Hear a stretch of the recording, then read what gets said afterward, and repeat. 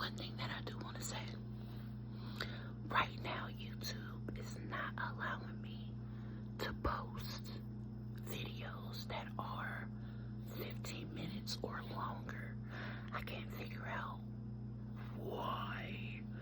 So I'm trying to figure that out. So right now, my video is going to be 15 minutes only because I can't figure out how to upload. I had a much longer video that I recorded and it won't let me upload it. So here I go again, trying again.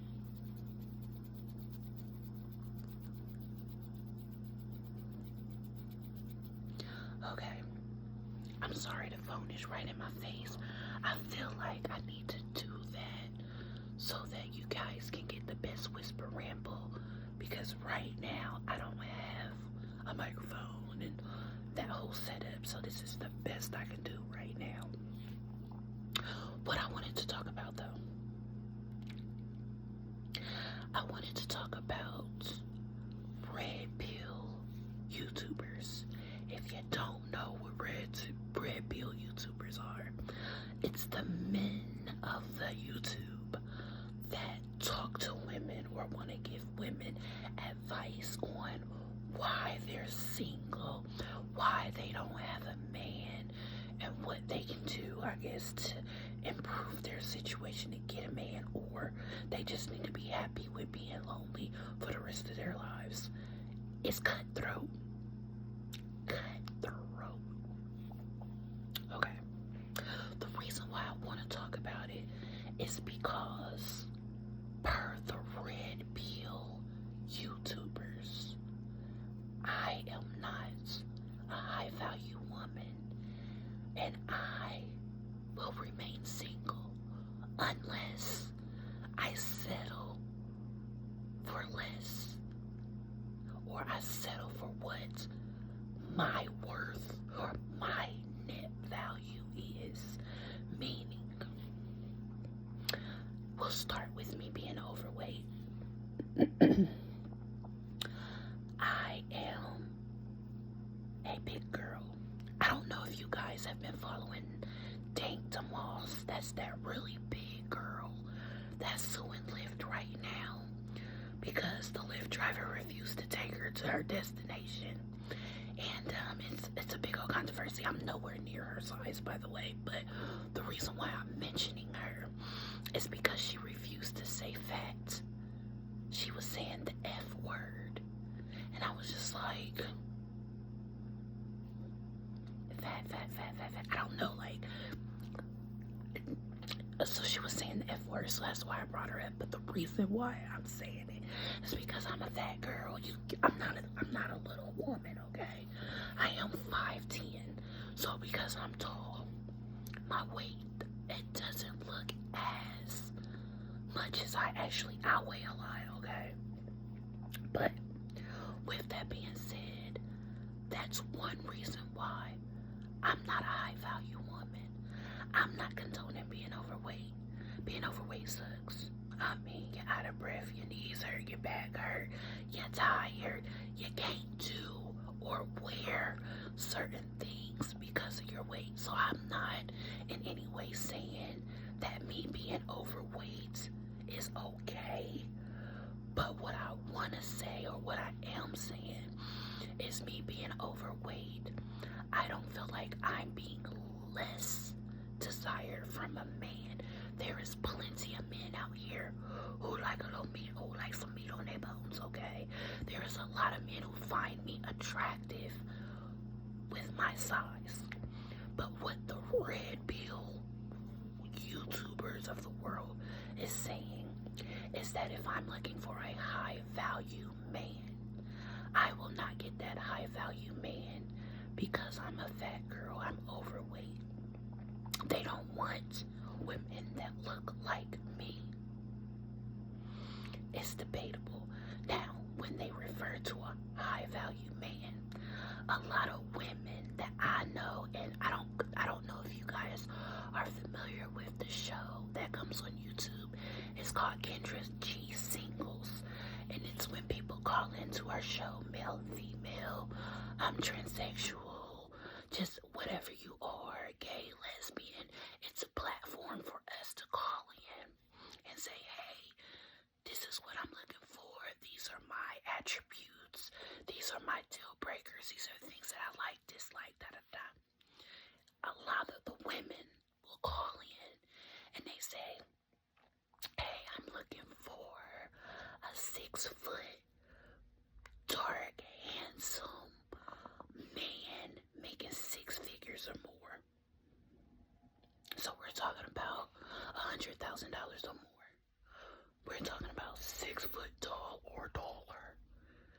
And then you want that typical dark complected, and I mean dark to me is, I think people from Italy have darker, skin. Obviously African Americans, we got dark skin. Just someone of a higher caliber, right? Quote unquote, when we're talking about the physical attributes.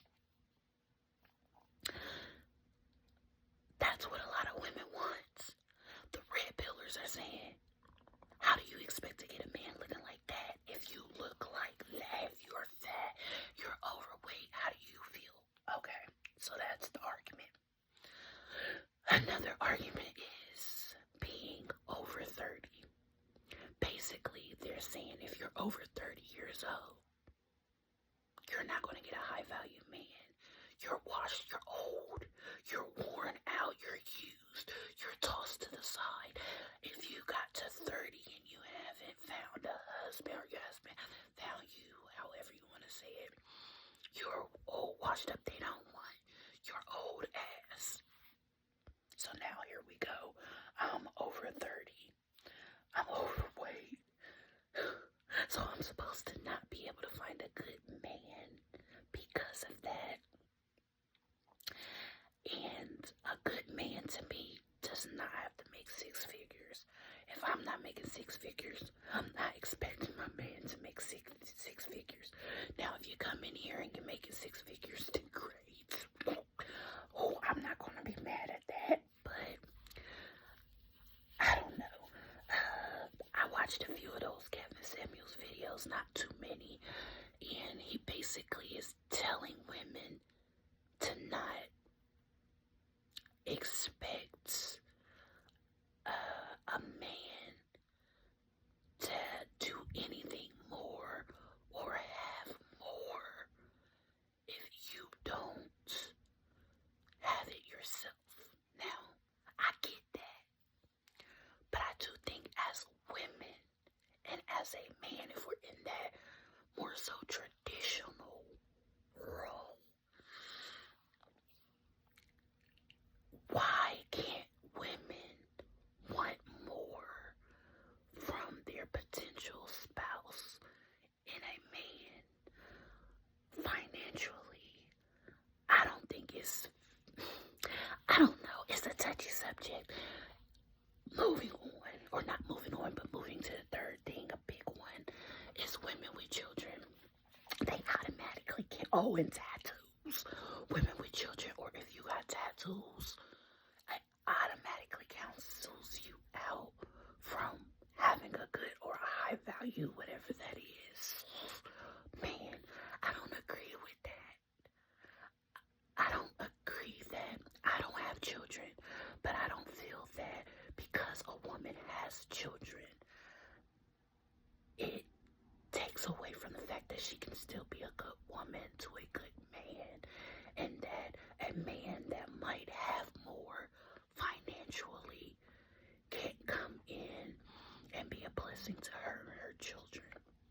I understand that if a man was to meet a woman that has 6 kids and 6 baby daddies, that's a lot, okay? But I mean, if you got 2 kids and 2 babies' fathers, right? And, you had your first child, hypothetically, when you were 18, fresh out of high school, first year in college, you got pregnant. Oh my gosh, you got pregnant. Ugh.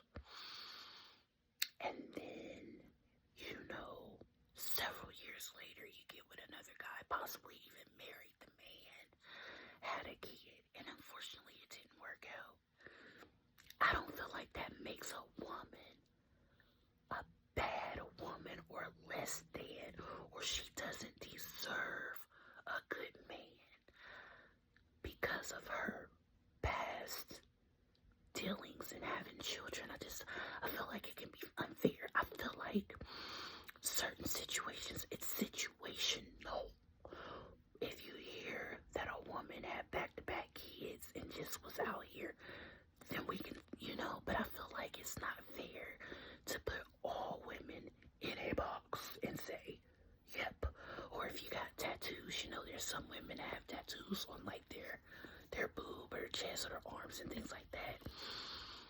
It might not be everybody's cup of tea, but I don't think it's fair to say because she got a boob tattoo, she's for the streets. She's for the streets. Like, come on. I don't think that's fair to say. But I don't know. Who am I? I'm just Shannon trying to ASMR and talk her stuff.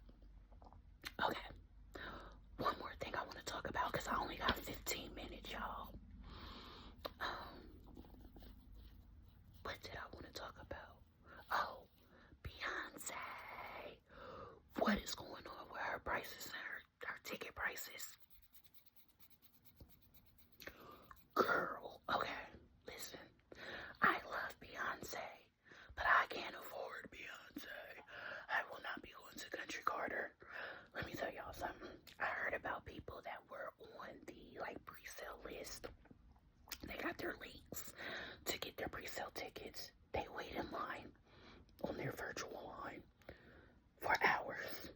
They started at 8,000, 9,000, 10,000 people in front of them. They finally get to the front of the line. They're number one. They're next in line. And boom, Ticketmaster boots them out and kicks them right back to the back of the line after they waited for hours.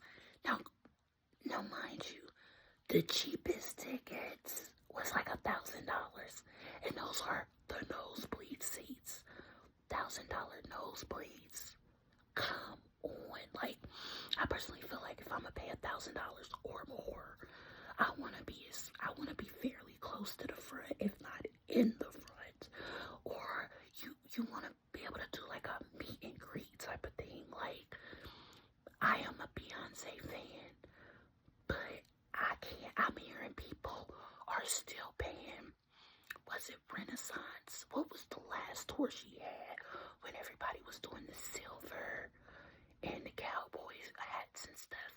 Whatever that was less than a year ago. People are still paying credit card payments. Credit card bills are still being paid. And I also found out recently that a lot of people put her tickets on Klarna and Afterpay and stuff like that. Holy cow, and they're still paying that now. That's crazy. That's crazy. Okay, so now I'm at 1333 on my time. I really want to do longer videos, so I'm gonna have to figure this out because I can talk for a nice little time. Maybe I'll drop another video talking about something else because I'm gonna have to do something, right? Because what am I gonna do? What else? I guess that's it for now. I'm hoping I can get listen, I'm hoping magically I'm gonna go to sleep and I'm gonna wake up and I'm gonna have thousands of followers or subscribers. I think I wanna okay, I don't wanna call y'all subscribers. I think I wanna call y'all I don't know if y'all know E-Gain. She's controversial, but she calls her subscribers and stuff supporters. I like supporters a lot better. I think that sounds more cool, and it kind of makes it sound more friendlier and stuff versus saying subscribers. But I don't know. All right.